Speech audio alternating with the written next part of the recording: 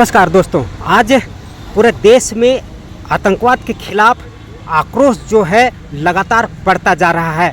जहां पर प्रधानमंत्री नरेंद्र मोदी आतंकवादियों के खिलाफ कड़े फैसले ले रहे हैं, वहीं जनता में इंतज़ार है कि पाकिस्तानी और आतंकवादियों के ऊपर कब और कैसे हमला होगा। वहीं देश के तमाम बड़े वकीलों पर समाज सेवी आर.के. जायसवाल ने बहुत बड़े सवाल खड़े कर दिए हैं। उन्होंने कहा है कि आतंकवादियों को बचाने के लिए 12 बजे अदालत को खोल करके उनको बचाया जाता है, लेकिन जहां निर्दोष सैलानियों और घूमने गए पर्यटकों को गोली मारकर हत्या कर दी जाती है, लेकिन उनके मुंह से एक शब्द नहीं निकलता है। वहीं मासूमियत आप देख सकते हैं चेहरे में, आखिर किस तरीके के भड़के हैं ये समाजसेवी आर.के. जायसवाल। देखिए एक पूरा रिपोर्ट। ये शोक सभा पहलगांव में मारे हुए निहत्थे निर्दोष हर कई प्रदेश से आए पर्यटकों के लिए भावभीनी श्रद्धांजलि अर्पित करने के लिए हम लोग एकत्रित हुए हैं। और हमारे देश में खास करके कश्मीर में बढ़ते हुए आतंकवादी कारनामों और हमलों से क्षुब्ध होकर ये कार्यक्रम किए हैं। और ये कार्यक्रम देश में शहीद हुए पर्यटकों के प्रति मेरा हार्दिक भावभीनी श्रद्धांजलि है। उन्हीं के लिए हम लोग एकत्र हुए हैं और उनको भावभीनी श्रद्धांजलि दे रहे हैं। और निःशुल्क मेडिकल और साथ ही साथ साइड में लोगों के लिए, जनसाधारण को लिए बिना भेदभाव किए निःशुल्क चिकित्सा शिविर और निःशुल्क दवा वितरण का भी कार्यक्रम कर दिए हैं, जो कि हम वर्षों से करते आ रहे हैं। कई बार ऐसा देखा गया है, कई आतंकी पकड़ाते हैं, लेकिन जो कोर्ट द्वारा सुनवाई होती है, कार्रवाई होती है, उसमें वो छूट भी जाते हैं और सज़ा नहीं मिल पाती। इस पर क्या कहेंगे? यही तो भारत की न्याय व्यवस्था की विडंबना है। हमारे न्याय व्यवस्था जो सो लचर पचर हो गया है। यहाँ पर न्याय व्यवस्था देखिएगा तो कुछ लोगों के हाथ में है, चाहे सुप्रीम कोर्ट हो चाहे हाई कोर्ट हो।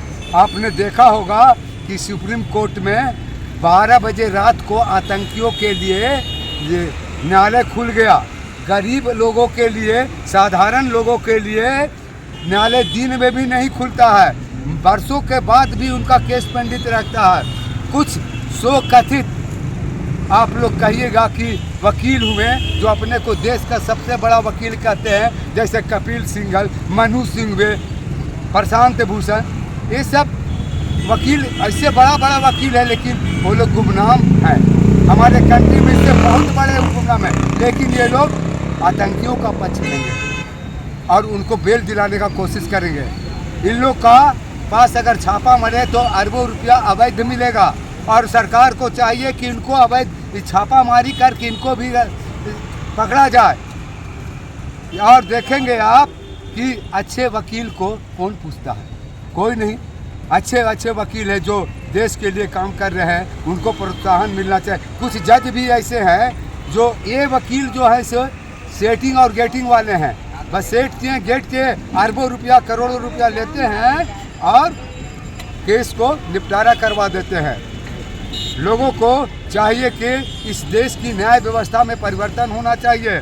यहाँ पर देखिएगा परिवारवाद और जातिवाद में मुख्य न्यायाधीश बनते हैं, तो इसका भी खंडन होना चाहिए। कॉलेजियम सिस्टम को हटा देना चाहिए। मोदी जी अभी तक क्या कर रहे हैं समझ में नहीं आ रहा। उनको तो इस पर कड़ा स्टेप लेना चाहिए और जल्दी से इसको ख़त्म करना चाहिए, ताकि देश का भलाई हो, देश के लोग गरीब जनता को कल्याण होगा, केस खत्म होगा।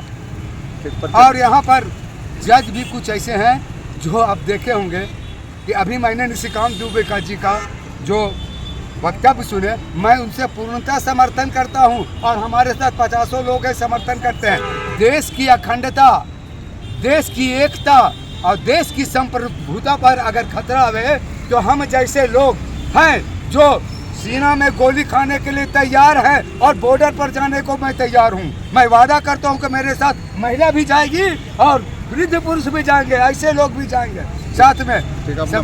अपना परिचय